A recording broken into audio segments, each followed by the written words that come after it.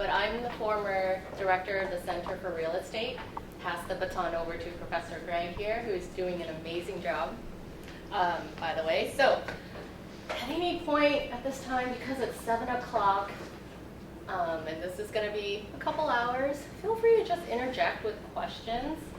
I want to share my story of how I started from engineer to entrepreneur. That's basically my story. I'm a former aerospace engineer, so I went to school for that. I'm not doing any of that right now, but the beautiful part about it is, guys, when you're in college, all the skills you learn, they all kind of collect somewhere with all the synapses in your brain going on, even if you're not paying attention. Somehow, in some way, you recollect them as you get older. You bring it all together. So I'm here to share my story to inspire you guys and to empower you guys to just be unique in who you are. Bring your A game to the table, because all of you have different skill sets to bring, and then carve out your own path. So for me, I like to take the unconventional approach, I guess. I didn't realize that about myself. So when I was an engineer for about, a decade, I'm going to date myself here, so I'm a couple decades older than you guys. But I got tired of sitting in front of like 5 monitors doing analysis. Loved it, by the way. I've worked on many airplanes, and I can probably nerd out with it with you guys if you guys like that stuff. With Boeing, Airbus, fighters, things like that, some classified projects that I cannot talk about. Those are some fun days. But the writing was on the wall for me. I was working about 10 to 14-hour days, and while I was able to travel on the company's dime all over the world, which I love, by the way, but when you're single, it's great. But when you want to settle down and have a family, where you kind of want to slow down, it becomes a little harder.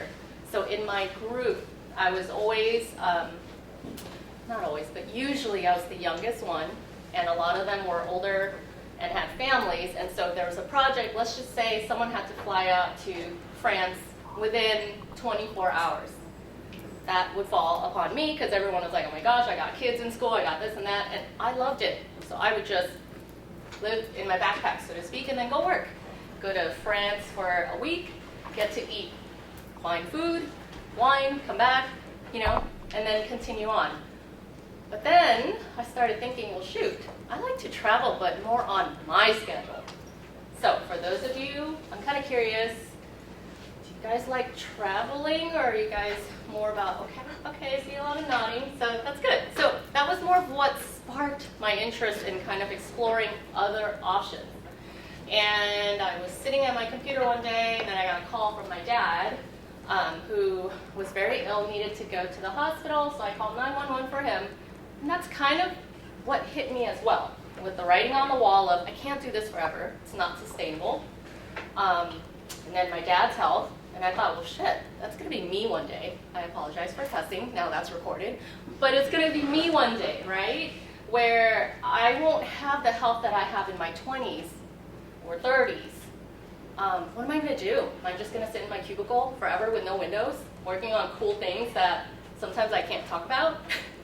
So that's what I did. I started researching different ways to grow my wealth. Long story short, I stumbled upon a book called Commercial Real Estate Investing for Dummies. And that's kind of what changed my whole life, because I had saved up enough money to buy my own condo.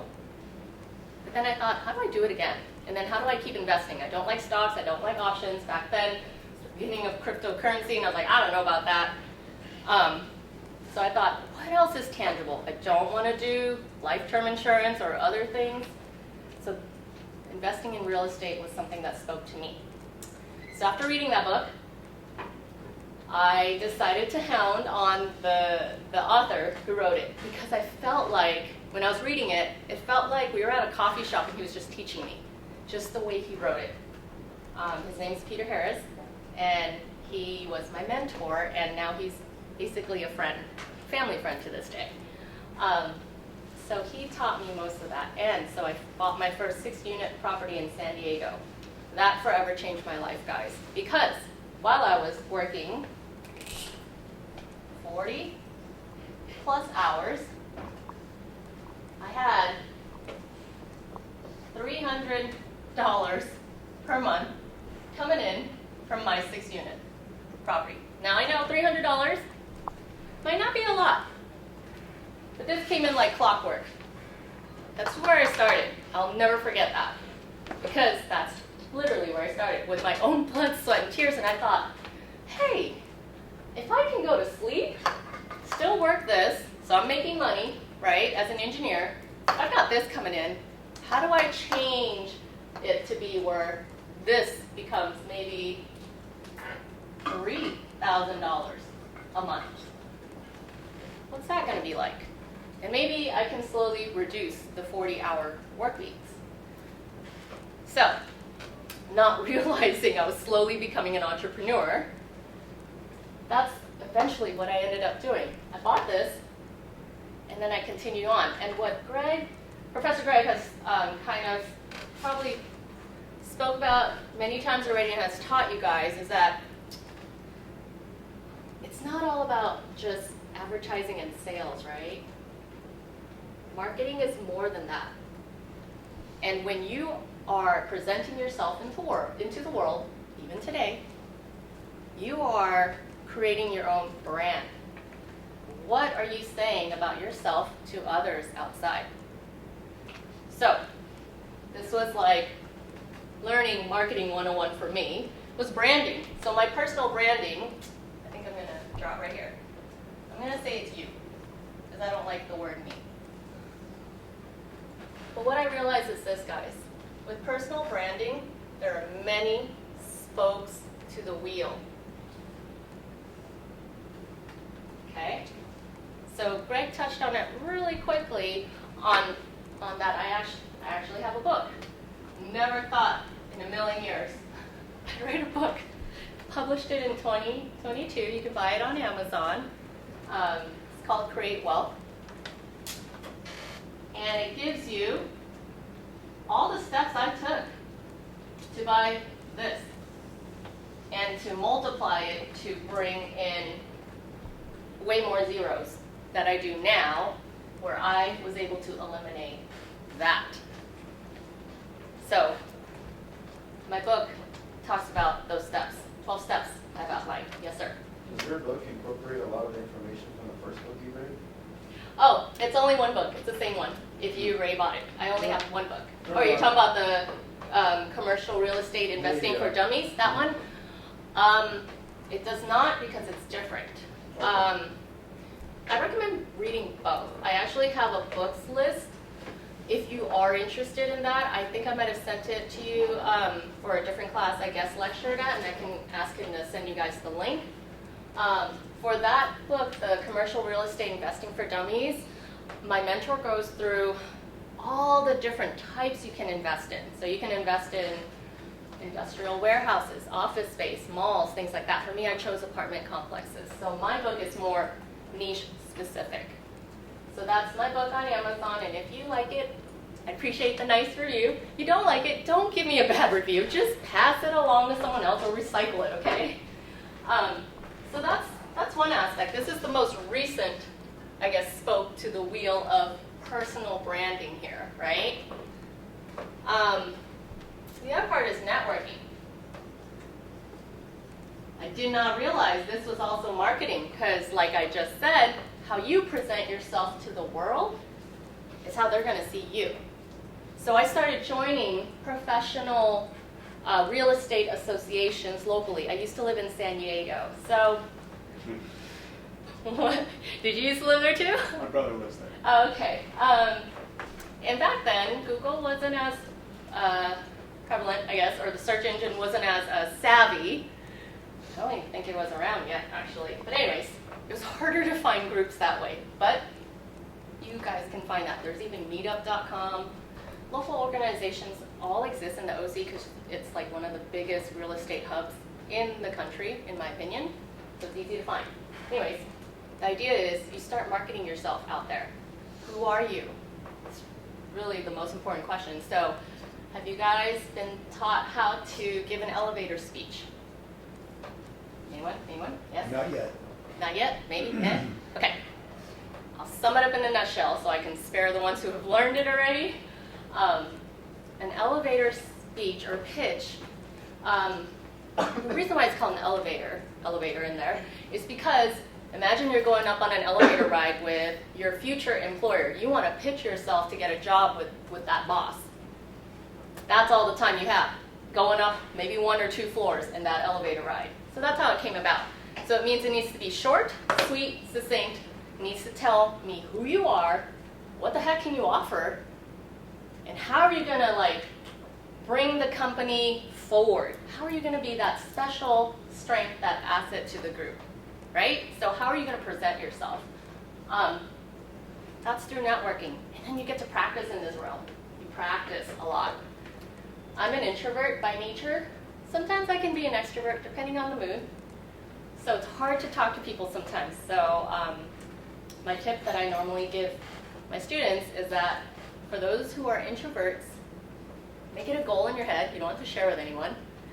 Talk to maybe 3 random people practicing introducing yourself. What are you looking for? Maybe you're looking for a job. And then you can go and sit down and eat or snack or talk to yourself in the corner or go on your phone, whatever, outside in the hallway. So make it a goal. Turn it into kind of like a small attainable goal so you can pat yourself on the back. So marketing is just that. For example, I would say I'm a real estate investor. I own over 100 units. I invest mostly in out-of-state properties, only in apartment complexes. Right now I'm not looking for a job, nor am I looking to hire. We are just cruise mode right now. But thank you for your interest. That's my pitch right now, because I'm not doing anything, and I don't want to get a job, nor am I hiring. But let's just say I'm looking for a job, right? So I'll give you guys an example of an elevator pitch for maybe, I don't know, are you guys juniors, sophomores? Juniors. Okay. So I would say, hi, my name is Pam. I'm a junior at Cal State Fullerton, graduating in about a year. I'm looking to intern this summer so I can get my foot in the door and learn how to do financial analysis, or maybe it's marketing, whatever. Insert that job role. Are you currently hiring right now? I have my business cards ready. I have my resume ready for your review. Would love to stay connected. Done. It opens the door. So if I'm hiring, I'm already like, wow, this person has it together. If they're not hiring, they'll say, okay, well, thank you so much, we'll take it, and then move on from there. One thing I want to recommend, guys, is don't just try once and be like, oh man, it's never going to work. You need to kind of almost like, not hound them to death, but really stay connected and keep staying in touch, because you're building the bridge for the future. It's not about right now. And I think a lot of us are focused on like that instant gratification of like, hey, I talked to you, I asked for a job, therefore give me a job right now. But that's not the reality, because maybe HR won't open up a requisition to hire you until maybe you've graduated, because maybe their company has policies that they can't hire juniors, but they'll hire seniors. You never know. All I'm saying is think outside the box, adapt, be flexible. So that's my spiel on elevator pitches, okay? You never know, like your professor here as well. He might know a few people and help connect you, but he won't know what you're looking for if you never speak up to him, if you only just attend his class and do only the classwork and then that's it, right? Because he has a lot of students that he has to cater to. So I urge you to try to practice networking. It can happen with your friends even right now, because your buddy might know a buddy who has an uncle who knows another auntie who has a job that's good for you, that you want right now, okay? So these are 2 areas of my personal branding that I started to do on my own with my team. And here's the thing, no one's ever a success overnight. So can I just get that like out there? You guys hear stories all the time. You guys have heard from guest speakers and others of how they did it, right? But know that there are many tiny little mini wars or failures or victories that they had to go through to get to where they are. So remember that. It's not going to be super quick unless you're loaded and you have, you know, someone bankrolling you, then I would ask, well, why would you be looking for a job anyways? You already have something set for you, right? So something about just being presentable in where you want to go in life.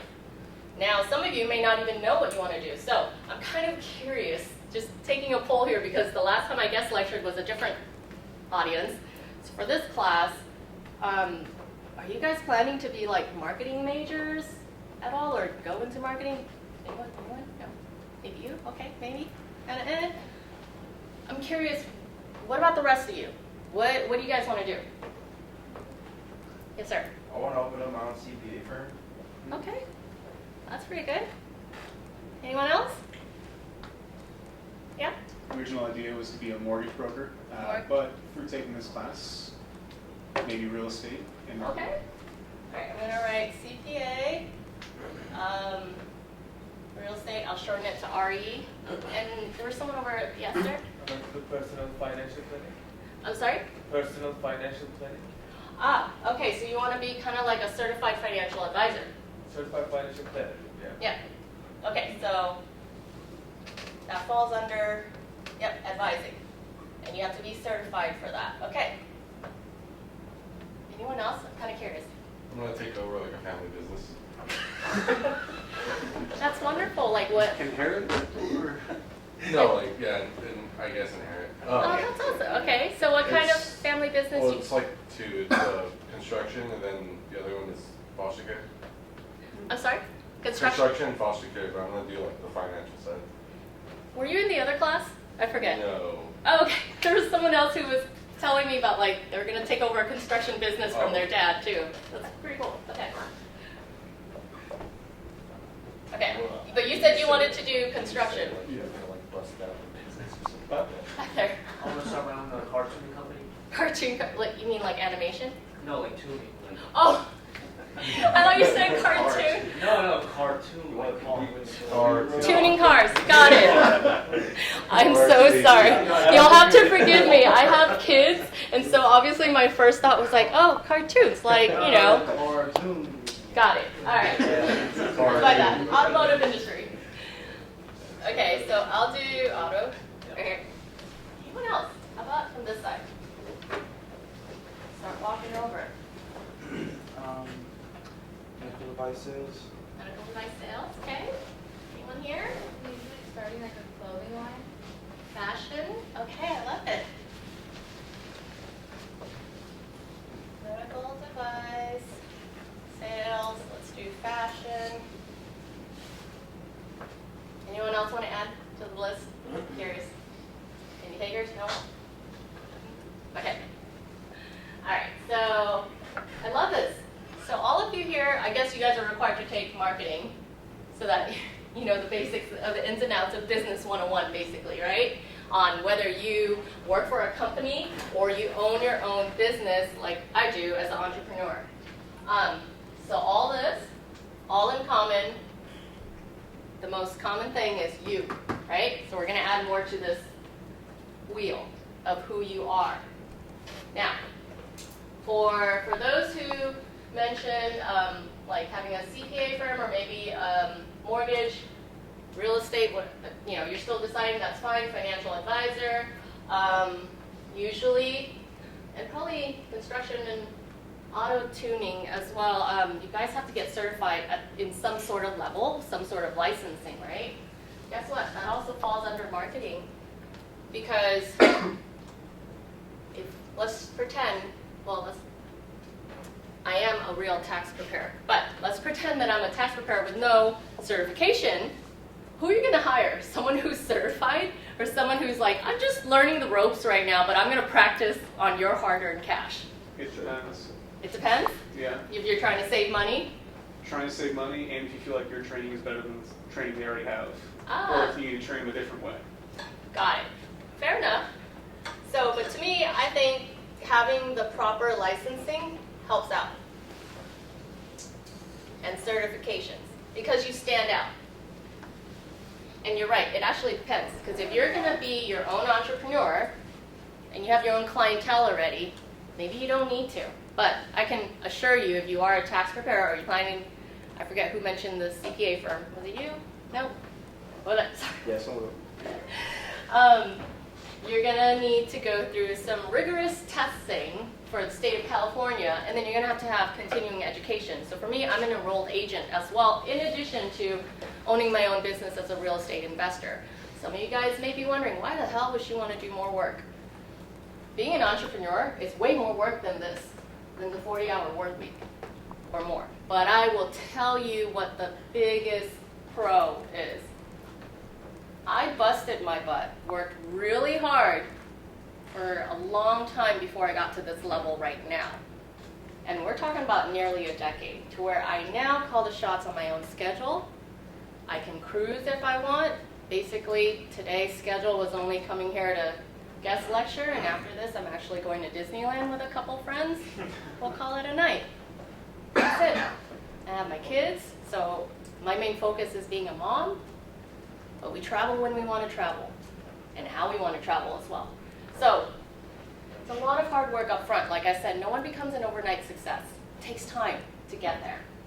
Okay, so this is all under personal branding, right? So you usually stand out more when you've had the training, the qualified licensing, all of that to show when you're trying to get customers or when you're trying to stand out amongst other peers who are going for the same job as you.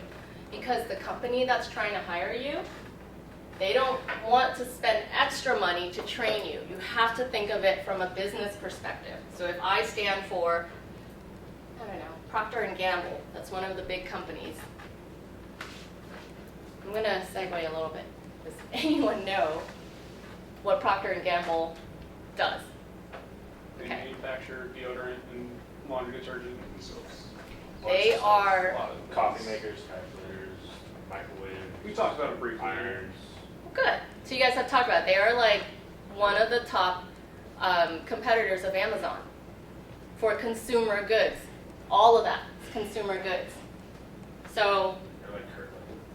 yeah, pretty much like Kirkland, but so that they used to own over 100 brands under them.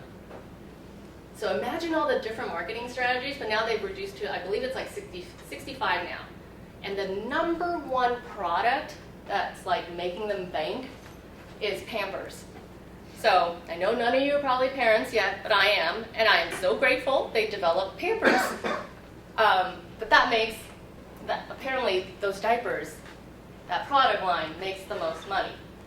So why I'm tying it into that is, again here, many spokes of you will be out there trying to create income streams of different levels and different capacities.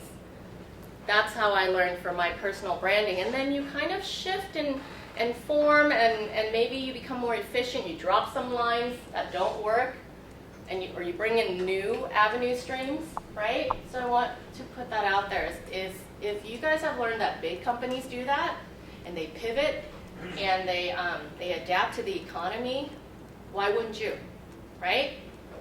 So think about that as you go through your life, whether you open up your own shop, acquire from your parents, or work for a company. Just think about that. Always be innovative in what you do, because you guys are bringing in like different gifts to the table. Okay? All right. So we got these three things. What do you guys think would be another marketing tool that would build a personal brand? Yes, sir, in the back. Using AI. Yeah, that's actually, to some, it's scary. How many of you are scared of AI? Out of curiosity. How many of you are gamers? Got a few? Okay. Back in my heyday, I played Warcraft. You guys can make fun of me of StarCraft, Warcraft. It all started from the video gaming industry, by the way, AI. Made its way, and now it's taken a couple decades to get to where we are. I'm sure you guys have heard of ChatGPT, and it's probably not allowed for your essays or whatnot. But this is something that's going to stay for a while. So how do you utilize AI to your advantage while playing along the governed lines, right? So AI can be as simple as, I've been fiddling around with it lately, but I have a podcast. Actually, I'll write that down. So podcast.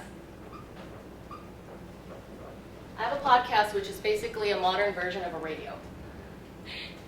Did any of you guys grow up with radios? Old school radios, you did? Okay. All right, great. I'm not too old then. But anyways, podcasts are the modern versions of that. But I've been playing around with AI to actually sync a few snips from my podcasts with some of my video segments on YouTube, just kind of like fiddle fart around with it. And it's kind of cool and scary how quickly it picks up things and pieces them together. Like all I did was put in the 3 parameters: my voice the whole time, less than 10 minutes, and then a subject about, I don't know, something about real estate investing. And it pieced it out within less than 2 hours for me. So something to kind of keep in mind. Under this is probably, more simpler algorithms of how do you put yourself out there, right? So how many of you have LinkedIn profiles? Should be all of you. Okay, for those of you who have not raised your hands, I'm curious, are you working on it or not interested? I'm very curious on the answer. Have you heard of LinkedIn? Maybe? No? Okay. So LinkedIn, heavily tied to this as well, is another platform that you can use for your branding to market yourself out there. It's essentially your online resume, right? And your net worth is based on your network. This is the physical part of networking. This is the online part of networking. At the end of the day, I want to let you guys know that although there's lots of talks and controversies and things about AI taking over things, I still feel like the human essence and the human touch cannot be taken away. We, as a human species, like to work with people we like. We are social creatures. So at the end of the day, my message is just be kind, right? Be who you are, be kind, treat others with kindness, be kind to those as you're climbing up those stairs, as you're getting bigger, because you never know, one day you're going to be walking down those stairs again. You might meet those people coming back down, because everything in life is a cycle. Go up and down, right? You guys have learned that businesses expand, they contract. Doesn't mean that they're going bankrupt, but you have to adjust with the time, right? Especially right now, with interest rates are really high, we've got the election right around the corner. We've got a lot of worries out there in the world, right? A lot of energies out there that we don't want to feed into, but we got to be mindful of, right? Because it affects whether you're going to get a job, right, in the area that you may want, or maybe you're trying to buy a house with the interest rates currently at. Kind of hard, right? Okay. So for those who are on LinkedIn, I'm curious, are your pictures on there? No. Please put your pictures on there, because we want to see your faces. Because we don't want to think it's this. That's really what it is as well, guys. Okay? Because this is also, there's good and bad to everything and everything else in between, right? The gray zone, but the bad side of AI doing its work is that, spam, things like that, or just people trying to hack into your stuff. So be smart about it. Put your face on there. You guys can follow me after this as well. You can take a look at my LinkedIn profile. You can always connect. I'm recommending that because you never know. It could be 10 years from now. And you could be like, hey, Pam, remember you guest lectured this time? And just kind of jog my memory a little bit. You might be asking for a favor, or I might be asking you something. You never know. Build that bridge. Okay. What else is part of personal branding?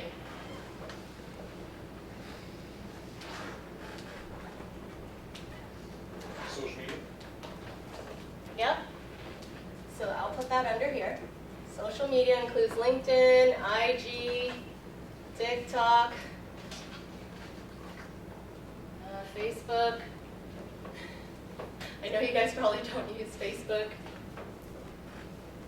All of that, right? You have a different audience.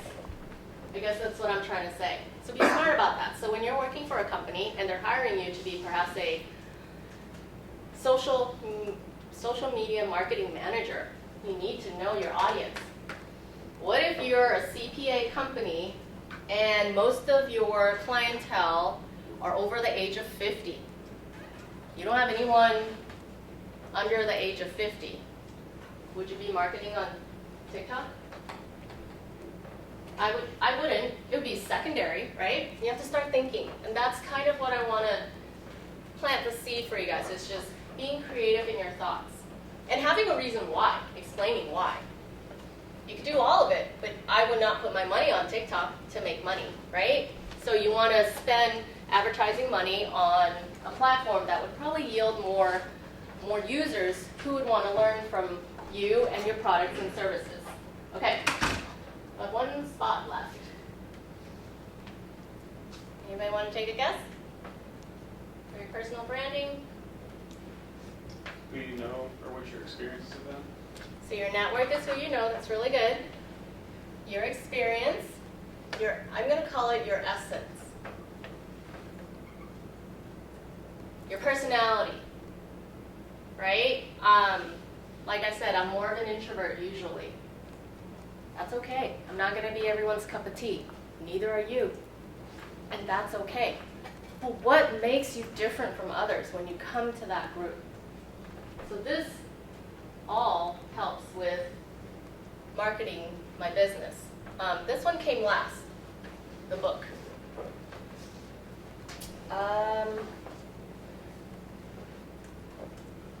This one, experience, but also with the network is about the same. AI, I guess what I'm going to include in there, I actually write my own articles, but I do know that I have colleagues who utilize AI to help write their articles and get their websites done. For those, you can do it yourself as well, so don't think you have to use AI for that.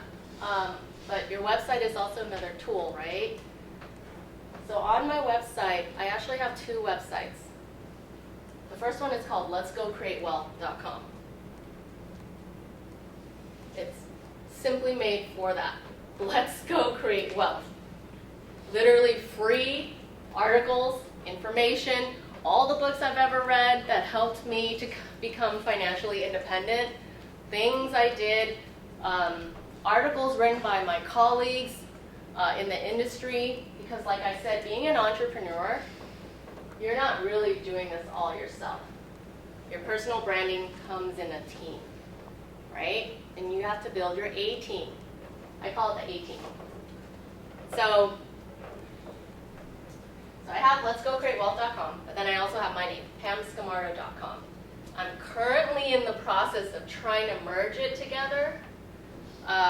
Actually, one of the students who graduated, I think, a year ago from Cal State Fullerton, she's going to be helping intern and kind of bringing it all together. But I may be, by next year, I may be looking to hire more interns, and I would probably reach out to your professor, and we'd go from there on just rebranding. We're going to call it rebranding, because we've got to pivot and change. Some of the needs from my clients no longer align with what I currently have, like to offer, and so I want to offer more. So as an entrepreneur,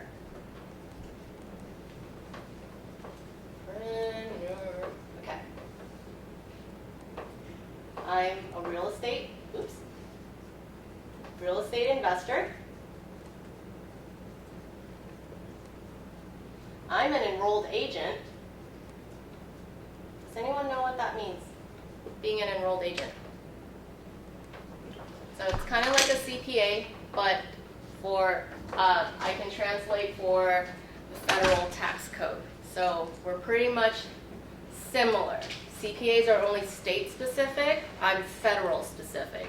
So meaning, if you are ever audited, I can help you for taxes. Let's see. A former aero engineer. These are kind of like the main three things. first one is what helped me make the most money, so to speak. So if you're looking at different departments, right, you want to focus on the one that helps you make the most return on your investment. Right now, it's becoming more of a, we'll call it concierge consulting at the moment. I'm not sure what I want to call it yet, because I've been hired to consult in many realms aside from marketing, building websites, or helping buy properties, which is my main bread and butter. But there's more to it. Like, for example, I love to travel, which I've shared with you guys. So I have friends of friends who reach out to me, and they actually compensate me for my time to help them build a travel package for fun. So I'm not a travel agent, right? But so that's why I'm like, I'll call it a concierge at the moment. I'm not sure what I want to do. This is like part of my next phase. As I said, this is the many spokes to the personal branding business and marketing, but what's the next phase, right? For me, my demands now are more consulting specific related. Or, for example, I had a client in New York. We met once a month via Zoom, and it was actually to help him become more confident in networking, believe it or not. Networking efficiently is what I would call it, because he's a software engineer, and he just wanted to, his brain is very analytical. So he's just like, if I do this, what is the return? And I'm like, oh, hold on. We need to add some elements here of the socializing part, and that's okay. And that's what we practice and we learn together on. But to be hired for that, how amazing is that? Like, as an entrepreneur. If I was still an aerospace engineer, I don't think I'd ever have a client like that. But it's so fun to get to know these people. You know, I've met his wife and his kids virtually. So it's like to be a part of that. I think that's where what your professor said is that I kind of took an unconventional approach, and I'm still carving out more ways that I enjoy, what's the word, kind of like serving. My style of leadership is called servant leadership, which is more of what can I do for you that makes all of us happy? And I'm not saying that you need to be a doormat. You can be smart about it too. So someone over here mentioned fashion, like perhaps, you know, going into fashion sales, maybe a clothing line. But it's so as you're meeting people, you don't want to give out all your patterns and all your styles for free, right? So you want to build in something that kind of creates worth and value. And that's where your marketing skills come into play. Because at the end of the day, guys, marketing is about creating value so that others can see that same value you place on it. That's a very important lesson. Do you guys understand that last sentence I said?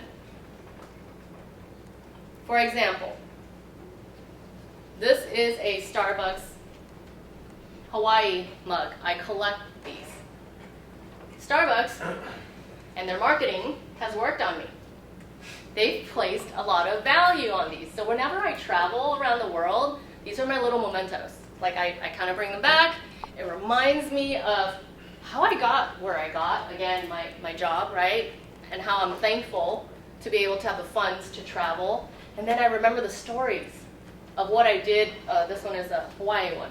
But what I did there, I hiked up a volcano, we saw like lava, things like that. Or saw the sunrise. But there's value in it for me. Some of you might not give two craps about this, and that's okay. But the goal for marketing, right, is cater to those that would value this. How much would you pay for this, guys? It depends. $5? I've heard $5. $1 I've heard. $0? Yep. Not worth it. Tin can not worth it for some. That's okay. I'm not offended. How much would you guys pay? Okay. $10. $10? You have to pay me.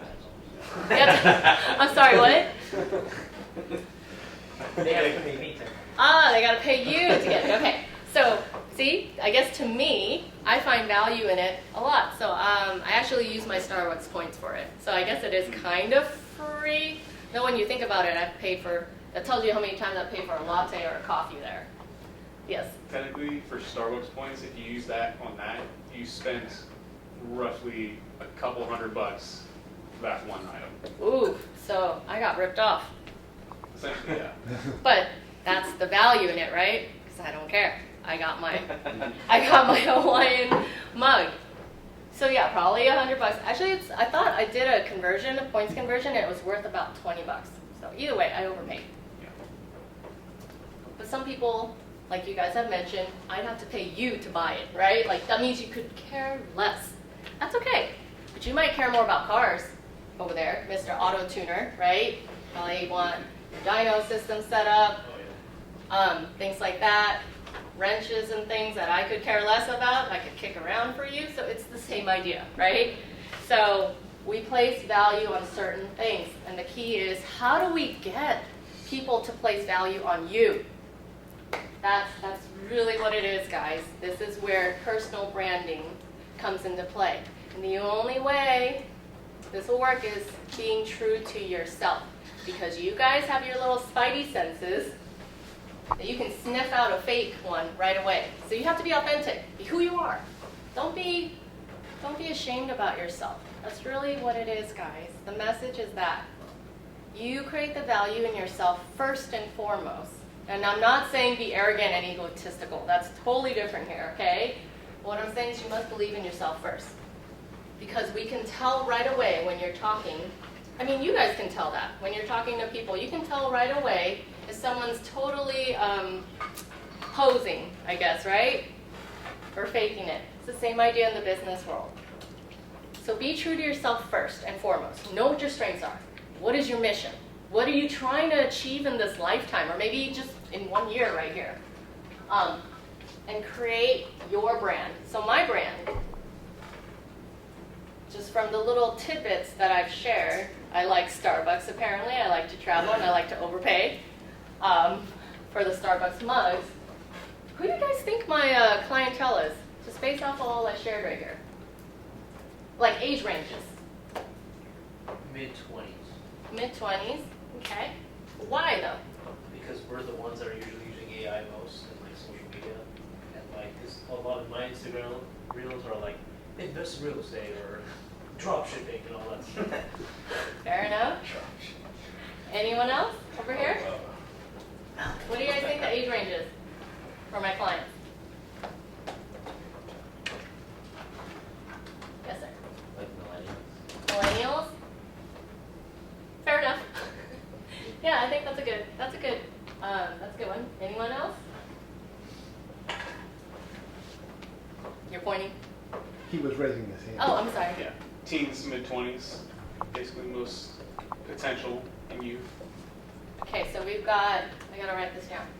We've got teens to mid-20s, and then we've got millennials.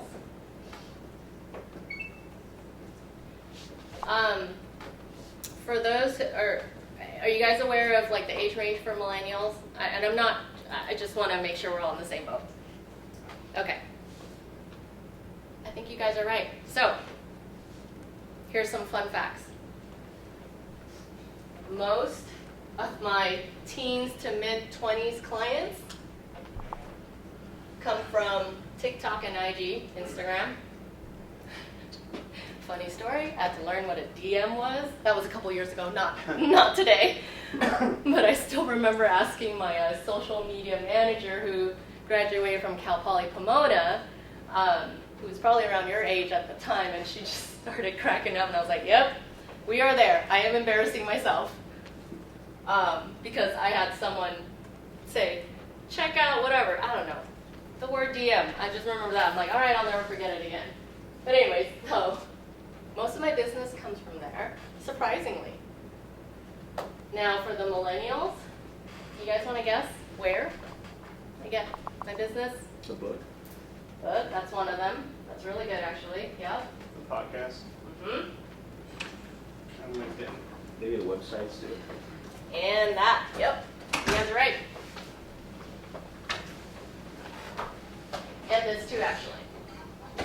From the professional organizations, it's almost like playing telephone. It's not right away, but it's like, I heard from so-and-so, da-da-da-da-da, from you were over there, and da-da-da-da, and then, I need help with this. And I'm like, I'm sorry, what? And then we have to trace it back to find out, and that's okay. But that's how they want to work, right? So, most of my clients, you guys nailed it.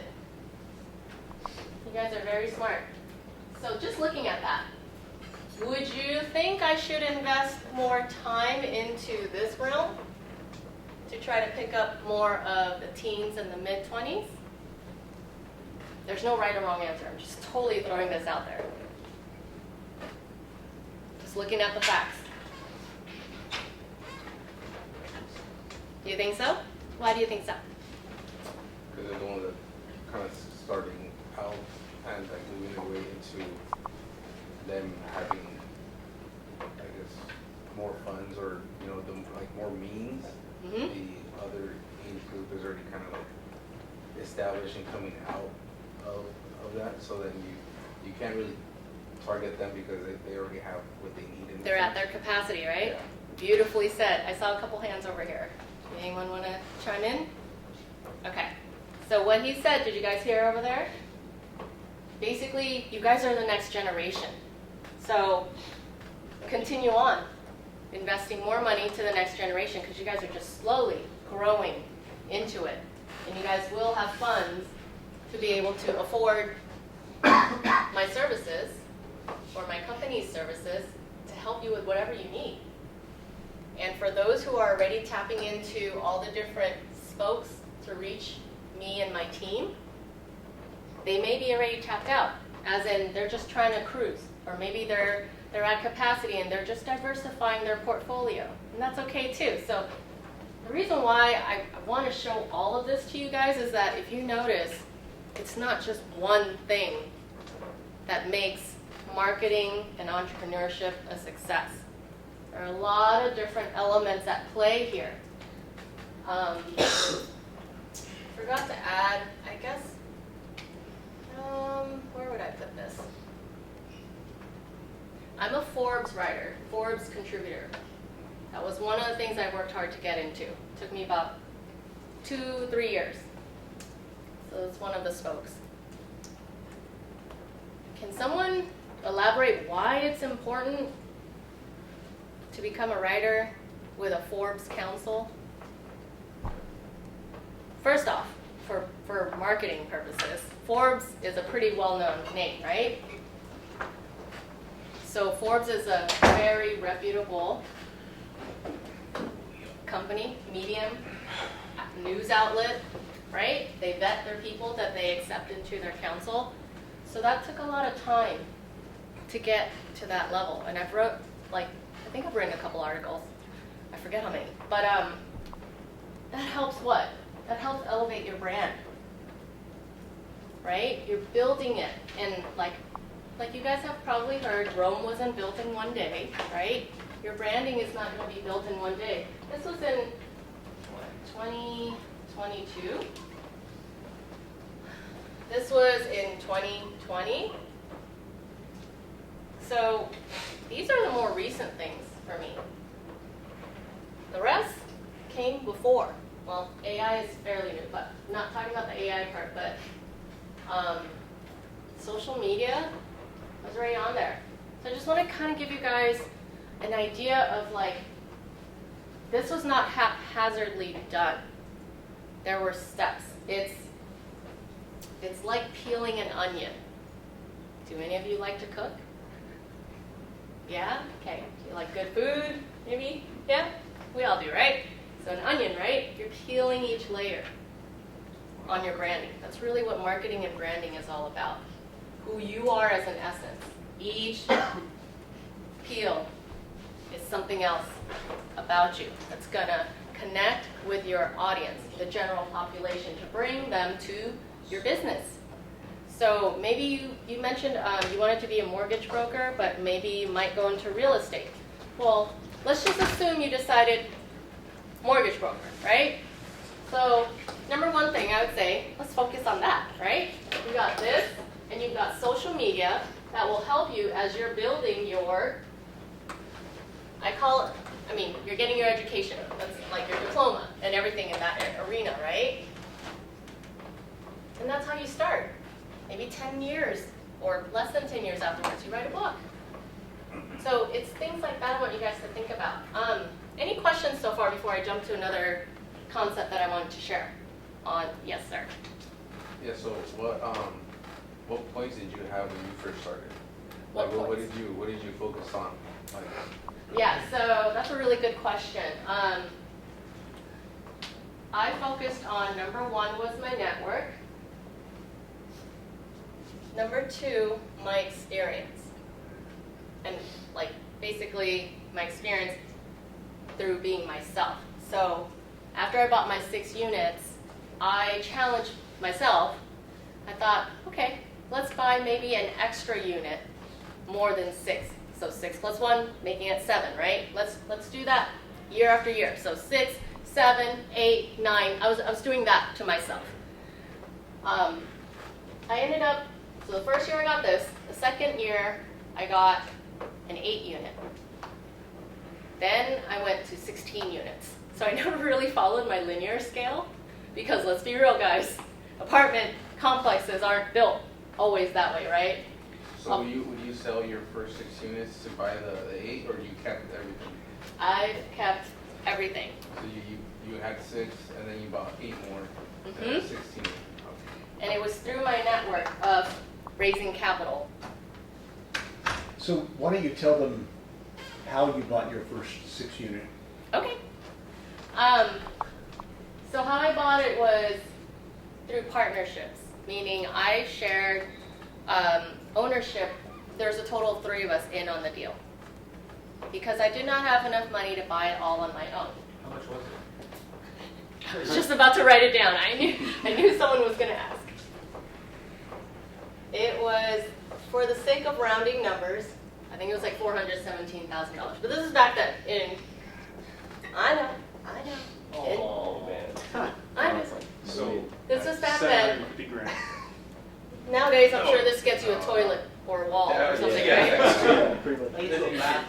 Not even. Not even like 4 walls or something, right? I know. I lucked out. But you guys have to think of it in terms of scale, right? Jury is 10. This $400,000 was almost like $1 million to me. So Pam, in 2011, did you think $400,000 was a lot of money? Great question, because that's what I'm about to lead Still to. was a lot of money. It was a lot. To me, this felt like trying to get $1 million. Because like I said, you have to think of it in terms of the scale of the economy back then. I probably was just, let's see, I'd been working for a couple years, barely had enough saved up. And okay, so a down payment on a commercial real estate property is more than your usual down payment for a home. We needed 25% down. That's a lot. It's like over $100,000 or something like that, including renovations that needed to be done. So I needed partners. Bottom line was I needed partners. So I partnered with 2 of my engineering colleagues, us 3, and we bought it for $300. Or for me, I got my share of $300 a month. They got theirs of $300, and the other person got $300 a month. I eventually refinanced, cashed out, bought them out of it, and I still own it to this day. Yeah, Where is this? San Diego. Okay. Like downtown San Diego or? It's San Diego proper, but borderline, like almost on the edges. So Oh, Mexico? not in Mexico, but it's not like downtown, because in downtown it would have been way more.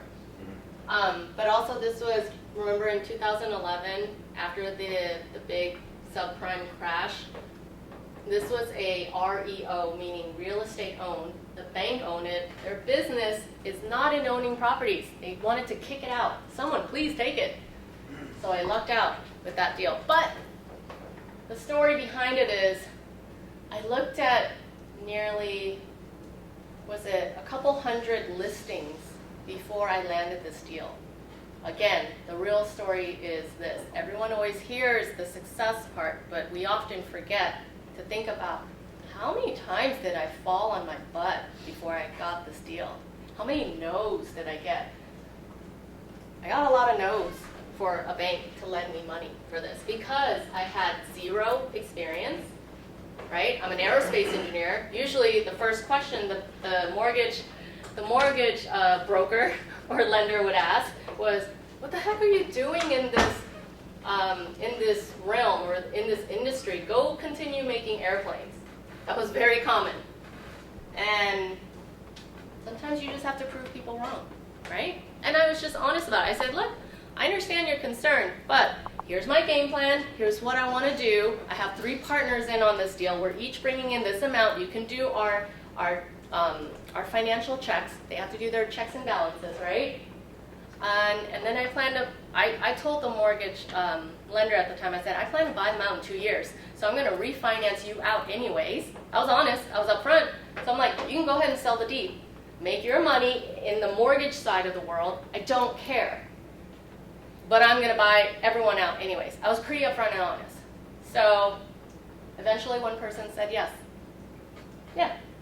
The interest rate was really high, if you guys were curious. It was about 7 to 8% on my first deal. So that's a high mortgage to pay because back then it was like 3.5%.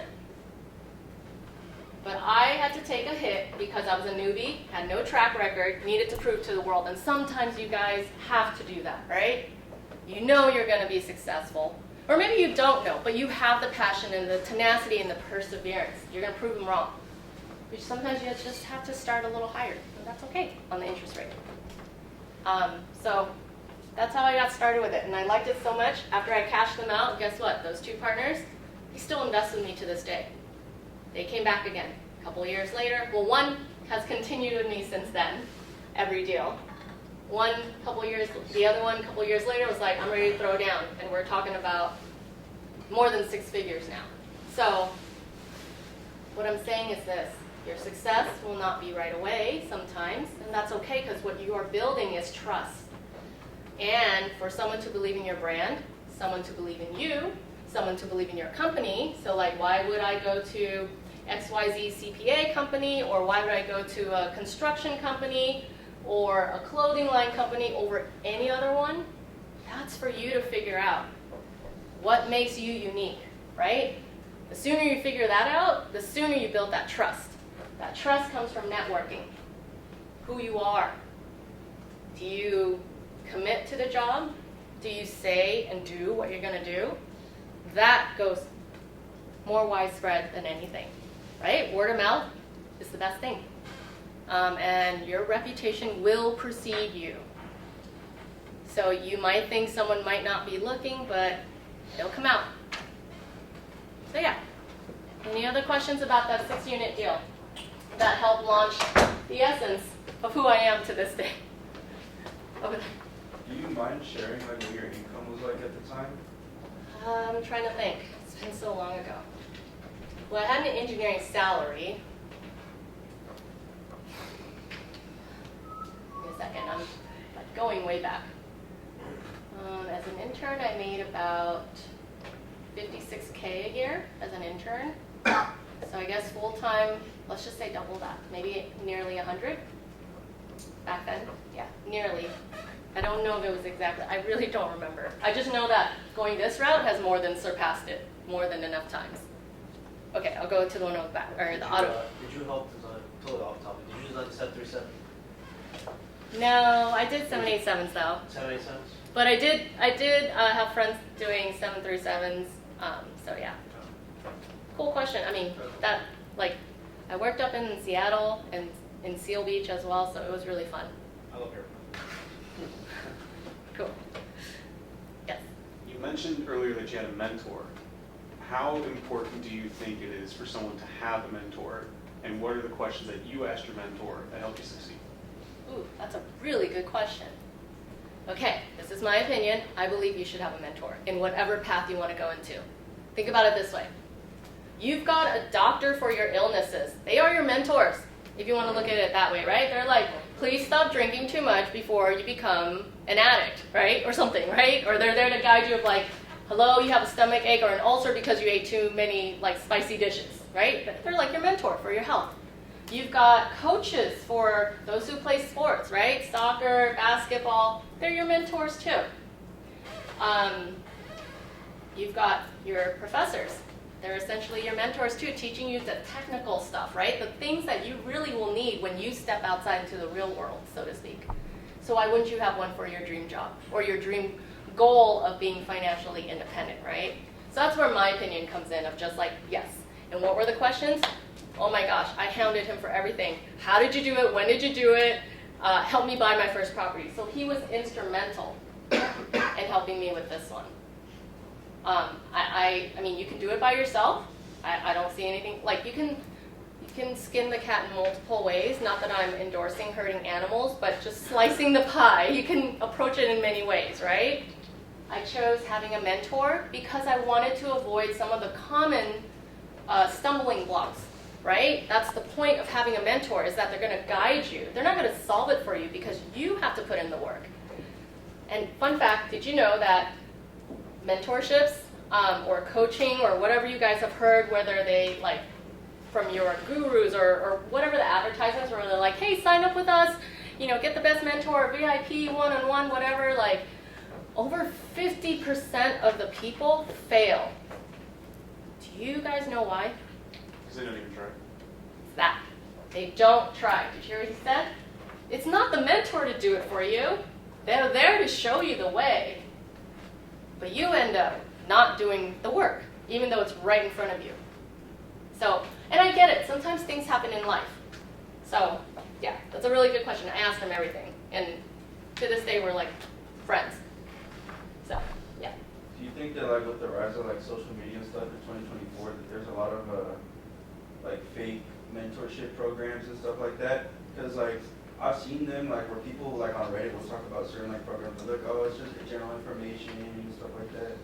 So Absolutely. I think there's a lot of that, so you need to be discerning.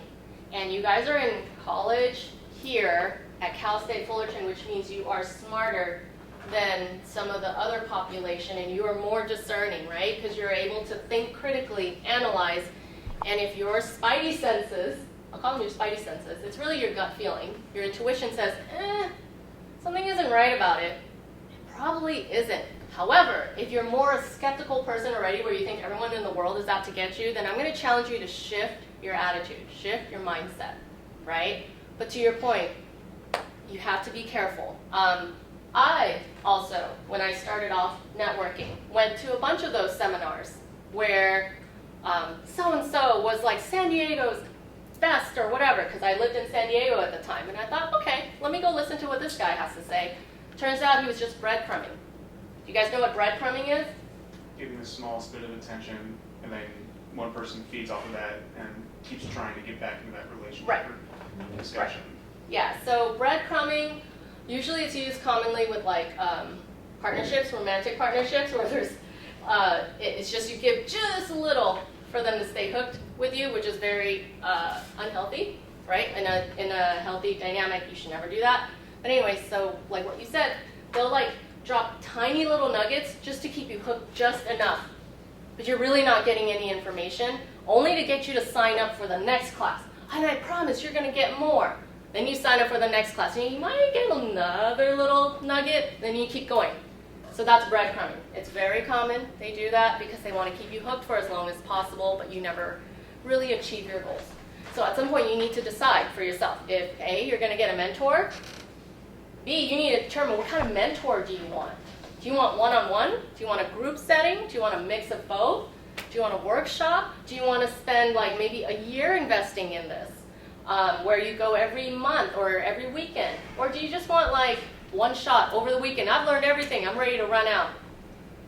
Everyone has their own learning style. where do you think is the best place to find a credible mentor? I think I'm going to resort again through associations. If you join, because if you pay money to join a professional association locally, that means they're usually vetted people already. Because someone who's a scammer or someone who isn't, I guess, forthcoming, they wouldn't want to pay to join an organization, right? Because they're all about trying to get money from others, but they might. But I'm just saying, like, usually there's that filter So you're more likely to have more success that way. Word of mouth also helps a lot.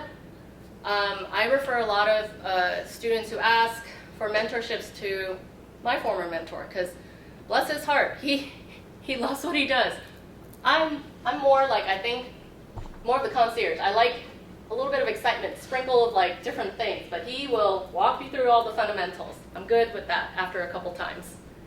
Yes. But I would love for you to talk a little bit more, when you approached your mentor the first time, what work had you done before you talked to your mentor? Good question. Let's see, I had gone to a handful of seminars, workshops, kind of like what you asked back there of how do you decipher who's good to listen to. I'd gone to quite a bit of those workshops in San Diego, and I just could not find someone that I felt like I could connect to. And that's how I started realizing when I read Peter's book, I was like, nope, you're it. Please teach me. And the beautiful part was this. You have to be able to build rapport, right? So Peter and I, we connect through being former engineers. So that's the language he spoke in that spoke to me. Now, I'm not saying he only works with engineers. He's brought me in to help, like when he has his coaching sessions, he'll do like a surprise guest, former student call, and I'll like call in sometimes and then help answer questions. They're just people from all walks of life working with him. So you want to find someone that just kind of you resonate with. I guess that's the best way I can say it. And then in the relationship, when he asked you to do something, did you do it? Yes, I was that annoying student that went above and beyond because I was definitely younger, had a lot of energy, and just passion. Just that taste of like, I want this, right? I want to end the 40 plus hours of sitting at my cubicle. What's it gonna take? And it was kind of like, you know, if I'm gonna fail, let's fail now. That was really my mentality, was I'm all in. Because at that time, I wasn't married yet, didn't have any obligations, no kids, no husband, just me, right? And so I remember telling my friends, I said, hey guys, I'm gonna disappear for a little bit, but I'm working on my business. I don't know if it's gonna really launch off, but here's what I'm doing. So if I don't go out and if I choose, you know, you're gonna be faced with many decisions, right? To go out with friends during happy hour or to a house party or whatnot. I kind of devoted all my time to working with my mentor. So I went above and beyond and I did the work and extra. And I think that's really what helped set apart me from his other students. It's a really good question. And this is one of the things I want you guys to know. Because she did the work, it separated her out from other people, which meant that he was willing to give more and help more.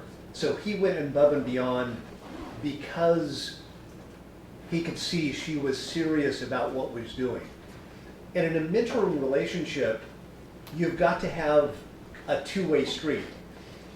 You can't go to a mentor and say, just give me the magic beans, the magic formula, and think that's going to be ever going to happen. It doesn't work that way. And a lot of people want to go to a mentor to avoid doing work.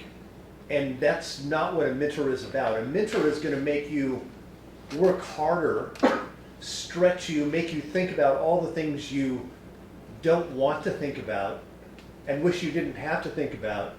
And that's why a lot of people get into trouble with mentoring, because they want it just to be, oh, I want the answer. You said it so beautifully. It's that. Don't let it be your crutch. Just because you have a mentor does not mean you have to do less work. I love how you said it, because it's that right there, what sets apart people who succeed versus people who may not ever take their first step. And you guys know this already, right? Taking the first step is often the hardest. Often the hardest. It is scary. I get it.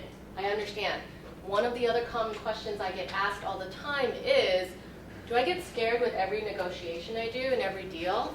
Of course, there's that element of nervousness, that fear. It never goes away, that 4-letter F word, fear.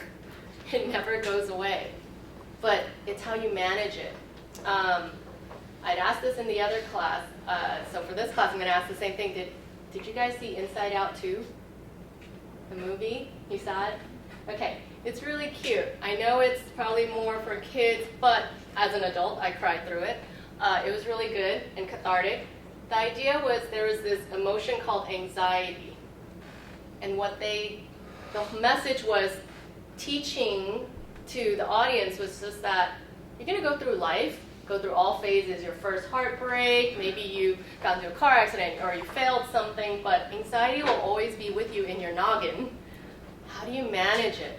And so at the end of it, they kind of put anxiety on a couch and just said, here, have some tea, like calm the F down pretty much, and just settle down and come along for the ride. So that's the message I want to impart with, is that you're never going to be without fear. Just do it anyways. What do you have to lose? It's really what I'm asking. Sometimes our own biggest fear is fear of success. So what your professor just said rings true about your mentor will stretch you in so many ways.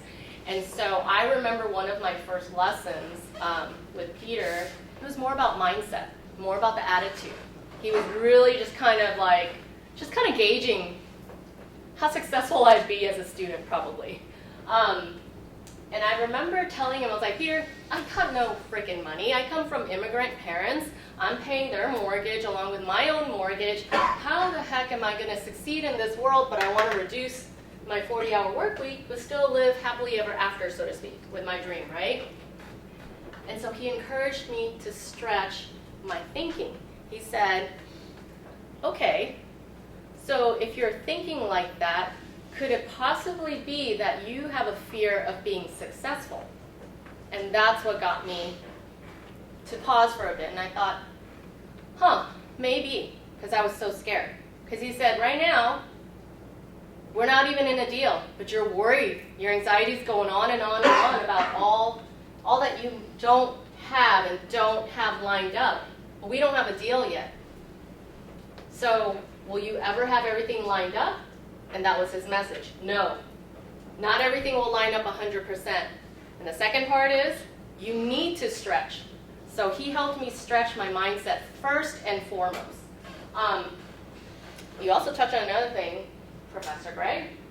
So in my book, I put everything out there, how I did it, my way, after learning from Peter Harris. It's out there. Peter also wrote the foreword to my book, which is very, it's like full circle. It was very monumental for me, and I'm very grateful for it. But the message is this: you can give someone everything, you can spoon feed it to them, but if they don't do the work to take the spoon and feed themselves and work hard, it's not going to work. So, you had a question? Yes. You read the book Rich Dad Poor Dad? Yes. Do you feel like it relates to like your story? Oh, very much so. Rich Dad Poor Dad was one of the first books I also read. Have you guys read Rich Dad Poor Dad at all? I highly recommend it. It applies to wherever you want to go in life, especially if you want to eventually have your own business in the fashion line, maybe your own CPA firm, medical device sales. In a nutshell, he talks about a quadrant. Oh, that one does not work. There's a quadrant, and basically he asks which side do you want to be, right? I believe this side was investor or sole proprietorship. I may have the order wrong. Business is top left. Business, employee, right? E. Is that correct? Did I get that right? So with that book, I decided I wanted to make the jump to this side and to do both. And that's how I did it. Took years to get there. So to your point, yes, all the concepts on there. And oh, fun fact, my former mentor was a mentee of Rob Kiyosaki. That's also why I chose him. So you were asking about who to listen to, that was my filtering system. Aside from him speaking the engineer language and he understood how my brain worked uniquely, the fact that he used to be a mentee to Rob Kiyosaki's team, that spoke volumes for me. So, yeah. Yes. How did you know that like real estate was gonna work for you?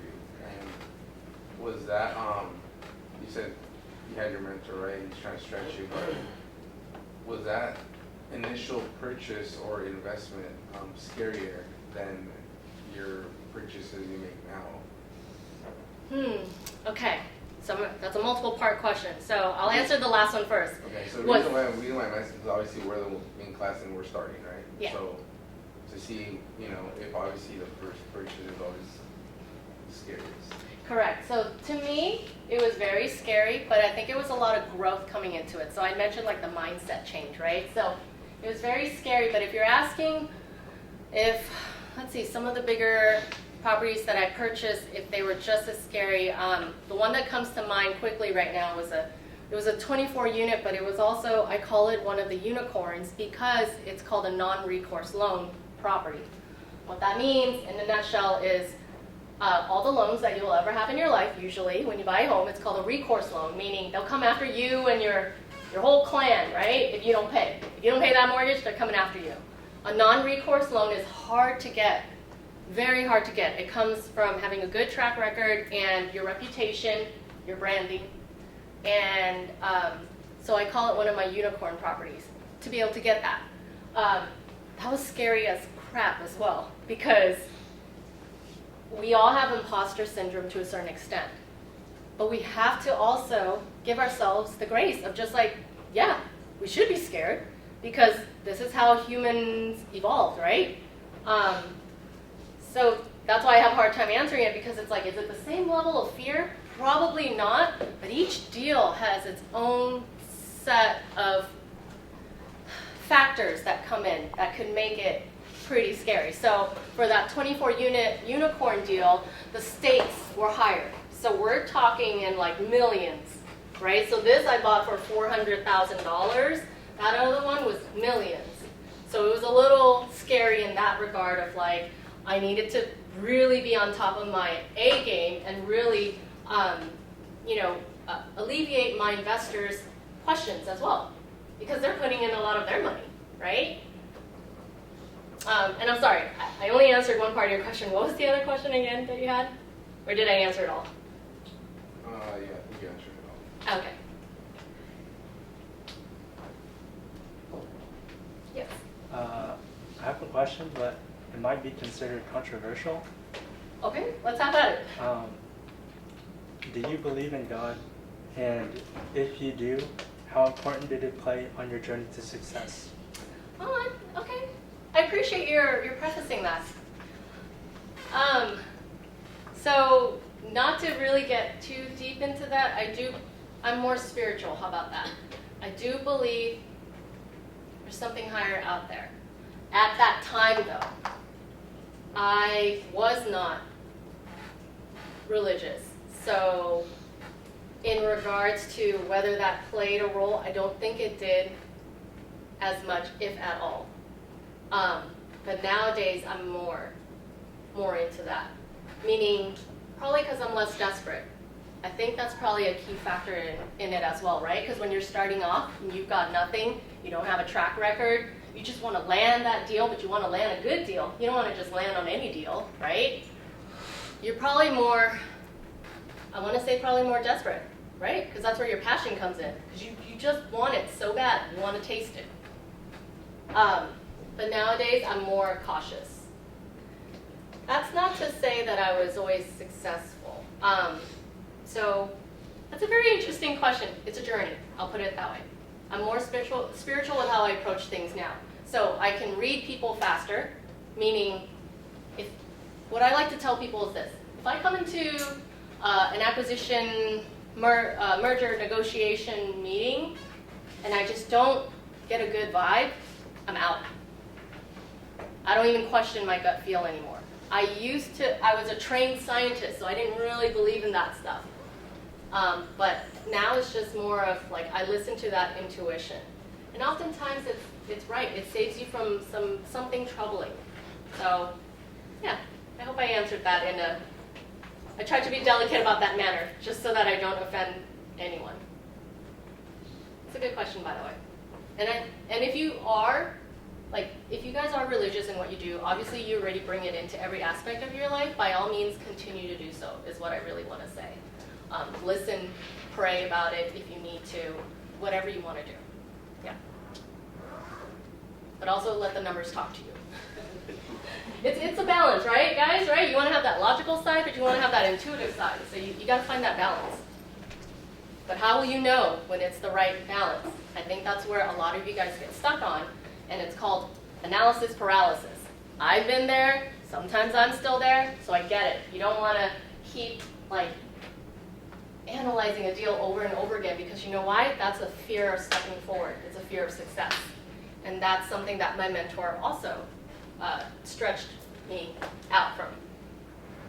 Because after looking at a couple hundred deals, I started making excuses for certain things as well. So I was like, oh, I'll never get that because of X, Y, Z. And you're like, are you trying, or are you already sabotaging yourself? And I thought that was fair enough. Any other questions?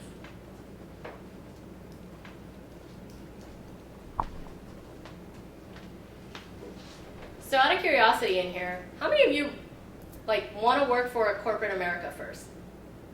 Anyone? You want to join? I highly recommend it. Yeah, it's good. You know why? You're learning on their dime. So I highly recommend it. First couple years, let them train you. Learn what they do.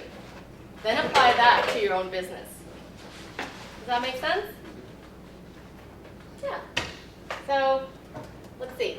What else for personal branding? I think I touched on everything fairly fast. So, yes. In today's job climate, there's a lot of young people who go to jobs for 1 or 2 years and then dip and leave. Do you have any advice for the younger generation to stay and work that job for a few more years before they consider leaving? Ooh, that depends. Often if you're in a job for 1 or 2 years, my first question would be, why? Because it shows me that you may not want to be loyal to a company for a while. So that means if I hired you onto my company, you're only going to be good for 1 or 2 years, maximum output of 2 years. Do I want that, or do I want someone more long-term? So that's a really good question, but it depends, right? So if your end goal is to open up your own shop, and you're really just trying to learn, maybe that could work. I think the pattern of American companies are adapting and changing to understand that a lot of the generations these days, they prefer to be able to sample, right? Instead of staying at one job forever. Because my dad's generation, and probably my generation, was just like, once you get a good job, stay put. And you stay there because you want to milk the retirement opportunities. But when I graduated and when I got in, they didn't have those opportunities. Some of the retirement bonuses would be if you stay for 10 years or more, they would pay a certain amount once you leave and retire. They didn't have that for me, so I thought, well, what's keeping us? So it really depends on what your end goal is. I think for you guys in your age range right now, you guys are just budding and blossoming into your own. A minimum of 2 years is highly recommended. 2 to 5 would be ideal, but I also understand that you've got a life to live too, right? What was I gonna write? There's four D's that ruin a person's path in anything in life.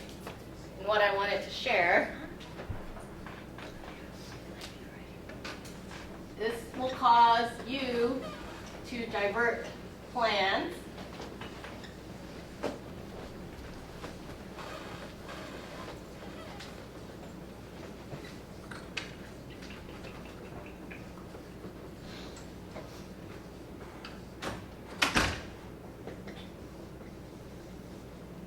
Okay, so you could go You're gonna open up a CPA firm. You're gonna open up your clothing line. You're gonna work in, medical device sales, and you're making bank. What if you got married and unfortunately you're going through a divorce? That's gonna be a wrench in your plans, right? You're gonna have to pause for a bit, maybe, regroup, recalibrate. What if you have to pay alimony, child support? Oh, okay, right? It's gonna change a bit, right? The other D, and this is something I credit Peter Harris with just kind of like teaching me all of this right here, is the idea that like these are life-changing things that will cause you to really kind of shift your game.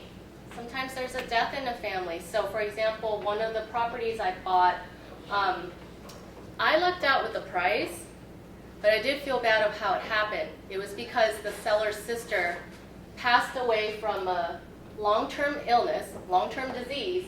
She passed away, and she was a 50% owner, and the brother couldn't manage it by himself anymore because he was nearing 90.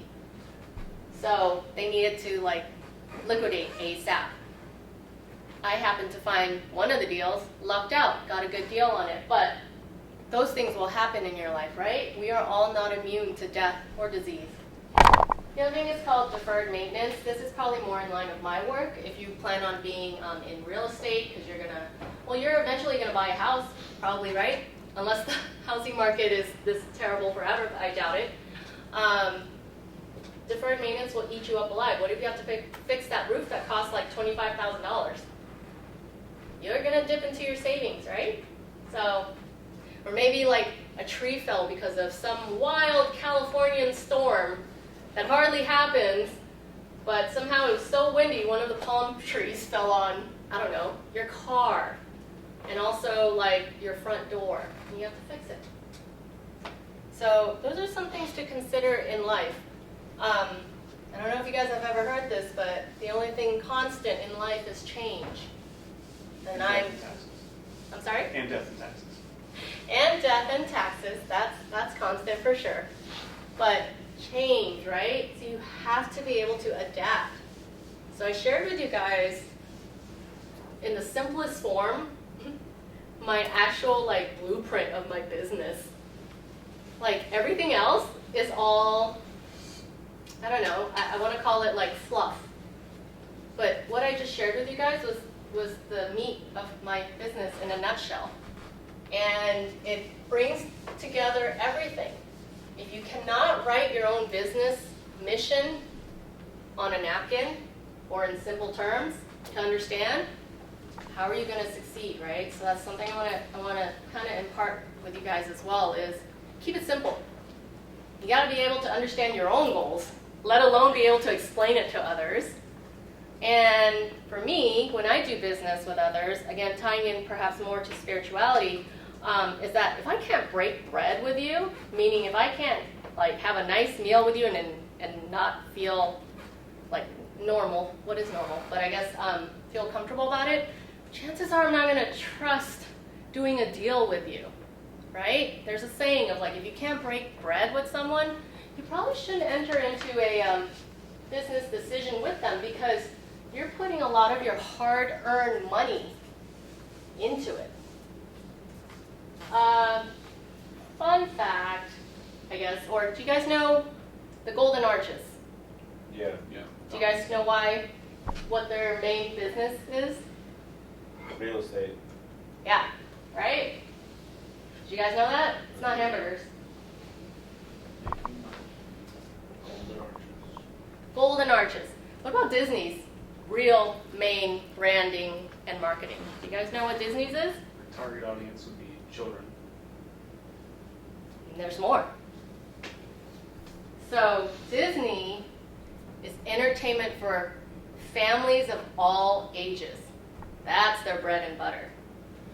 So although mostly it seems like it's geared for children, but how Walt Disney created it, his vision was how to make it fun for families of all ages. So not only is it fun for kids, but for the parents too, who have to sit there and watch their kids or hang out with their kids.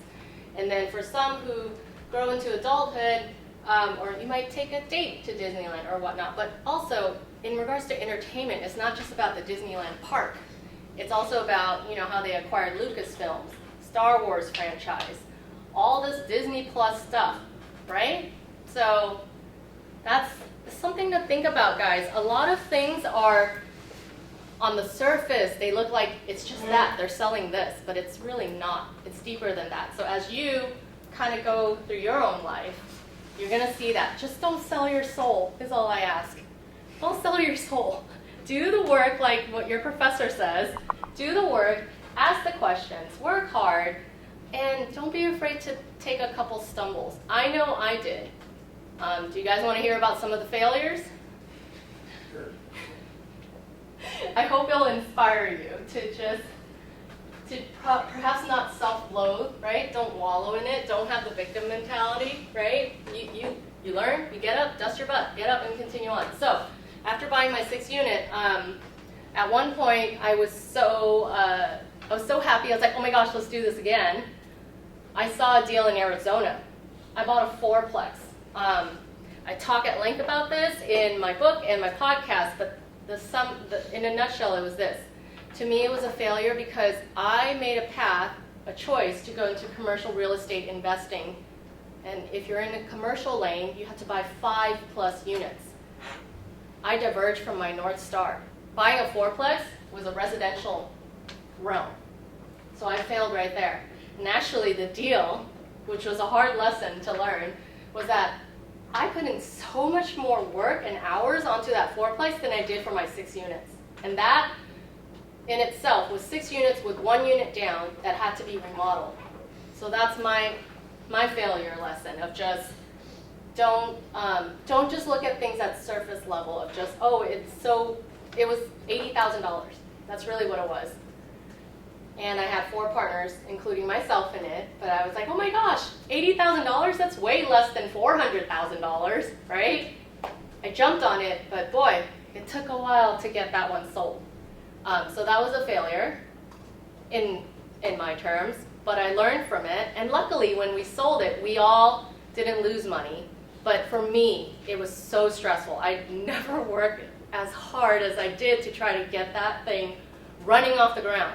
That's what the struggle was. For 4 units, I should not be putting, in my mind, that much work compared to a 6 unit, a 24 unit, a 30-something unit. So, lesson learned on that. Let's see, what other failures? Listening blindly to people. Sometimes you just want the deal to close because it takes a lot of people to close a deal. It's not just you and the lender and your investors. You have your escrow officers who help you with the documents. You might have to form a business entity, so an LLC, right? Or some form, like you might have to form a corporation, whatever it may be. It was just more like, I heard from so-and-so they do this, go to them. And me not doing my normal due diligence, that person kind of dropped the ball towards the end of the deal that almost cost us to lose the deal. So basically a lot of sweating bullets. That's, to me, a failure as well, was just not doing my due diligence and listening just blindly to people. What else?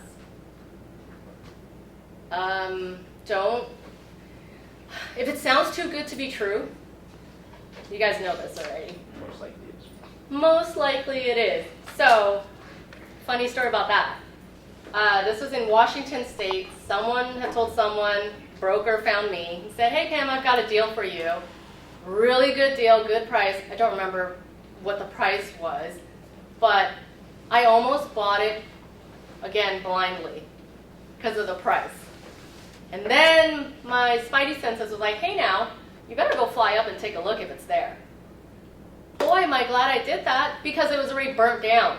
So I would have been buying a property that someone was marketing that was in existence, but it was burnt down. How messed up would that have been? So that's part of my journey of why I said there's a little bit of spirituality now in my journey of just like, okay, someone was from above was looking out for me as well. And my, just kind of like the gut feelings was just like, okay, let's go fly and look at it. So there's that. There are a lot of lessons to be learned. Any other questions? Oh, I had someone ask me the other day in regards to failures, did I ever lose a deal where I lost investors' money? Like where the deal went sour, or like maybe we had so many repairs, or for like my, I don't know if they invested in my company, because I do have investors who invest in my company as well as a branding, right?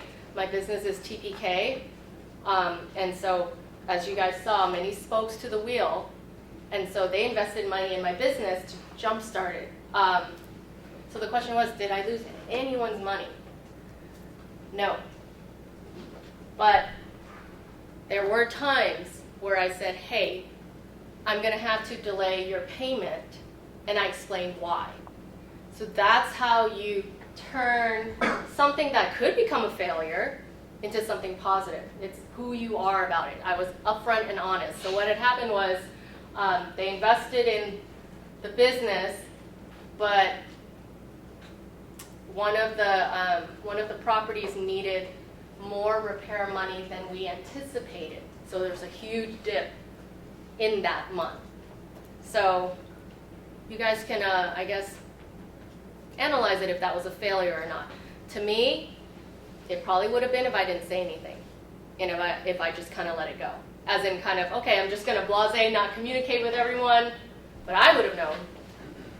So that's the key lesson here, guys, is how do you bounce back? How do you pivot? How do you problem solve? So no, I have not lost anyone's money. Yes? How did you find major investors? Because there's the immediate investors on ground zero, where it could be like family and friends. How did you find ones that come from bigger businesses or even small businesses for that matter? Yeah, it's through your network of just talking to people. So truly, it's, like you said, it's going to be immediately in your circle, right? Because your family, your friends believe in you. But over time, when you prove your track record, they'll start coming. So where I am today, just to kind of give you perspective, because I've been in this business for over 10 years now, I have deals that land on my desk that I don't have to go searching for. I also have potential investors who are like, hey Pam, when you're ready, I've got this much to throw down, let's work together. But it takes time. And that's what I mean when I say be true to yourself, because your reputation will precede you. And if you are doing good work and you're being kind, and I'm the type that I leave a little bit of money on the table for others.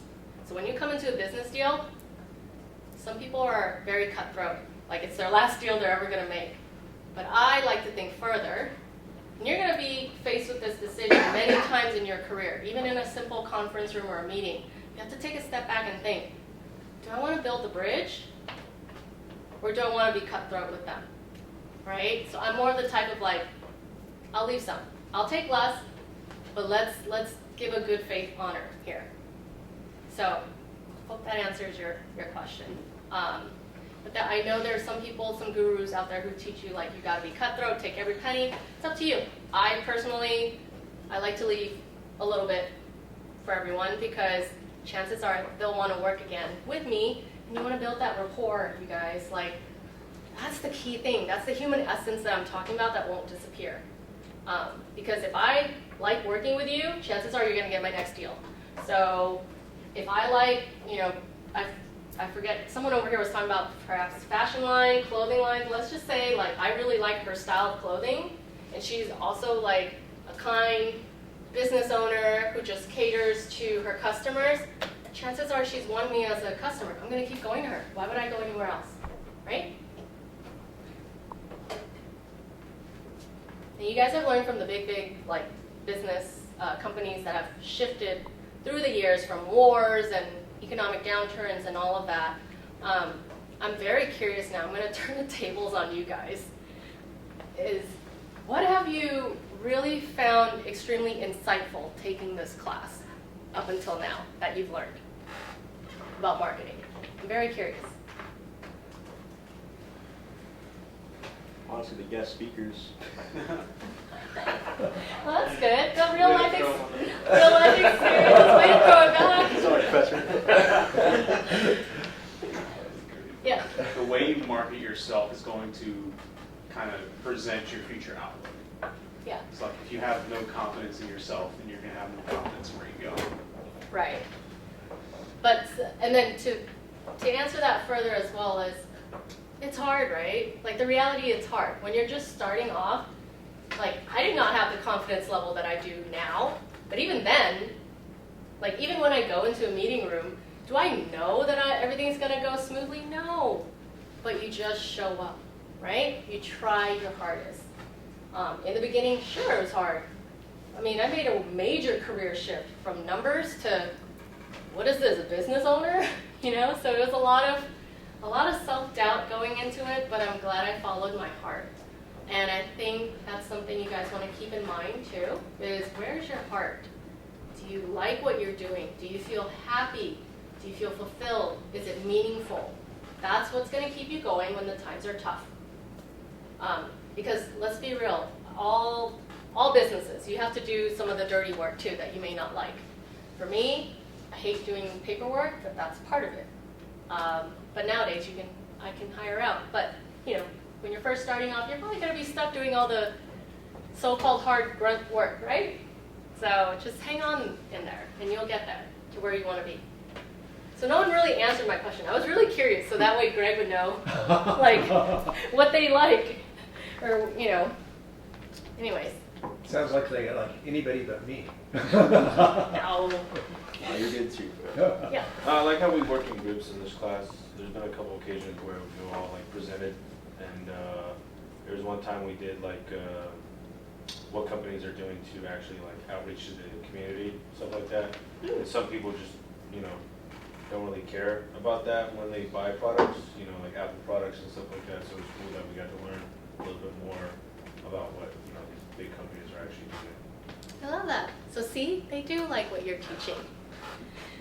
I was actually thinking of doing a group project for you guys, but I was like, I don't know if that would be fun for you guys. I wanted to simulate what real life work would be, which was I was going to group you guys into separate groups, but midway through I would swap people and I'd say, oh, resource constraint. You're never having enough money and you never have enough people to make shit happen. So what do you do now? Because that's real life, guys. You never have it all, but it's about your attitude, your mentality, and how you problem solve it in every area you go into. So, yeah. Let's give her a big round of Thank you. applause. I'm done.